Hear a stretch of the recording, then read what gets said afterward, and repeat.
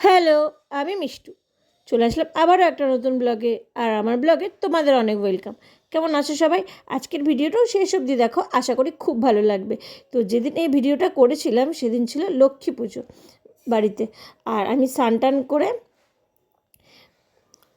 পাখিকে নিয়ে চলে গেলাম ঠাকুর ঘরে। আর তোমরা তো জানোই আমি যেখানে ও সেখানে, তো এখানে ফল টল সব আনা হয়ে গেছিলো। তো এখন সারাদিন ভরেই লক্ষ্মী পুজোর জোগাড় তো তোমরা জানোই অনেক অনেক করতে লাগে। সারাদিনও শেষ হয়ে যায়, তাও পুজোর জোগাড় শেষ হয় না। তো আস্তে আস্তে করতে করতে সন্ধ্যা হয়ে গিয়েছিল। আর ঠাকুরমশাইয়ের আসার কথা ছিল 8টার সময়। ঠাকুরমশাই তো 8টা পার হয়ে গেছে, বারবার ফোন করছিলাম, তাও ঠাকুরমশাই আসছিল না। কখন যে আসবে তাও জানি না। এখানে আমরা সিন্নি দিয়েছি, খই আর নাড়ু,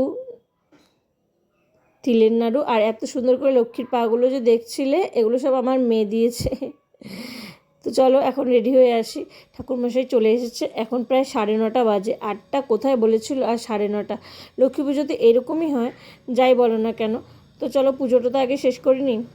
ও কোথায় বসে বসে ঠাকুর দেখছে দেখো।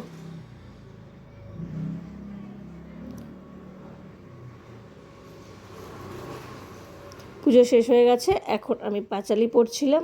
আর সেটাই একটু ছোট্ট করে নেওয়া হয়েছে। ভিডিওটা কেমন লাগলো অবশ্যই কমেন্টসে জানাবে। ভিডিওটা ভালো লাগলে একটা লাইক করো। টাটা।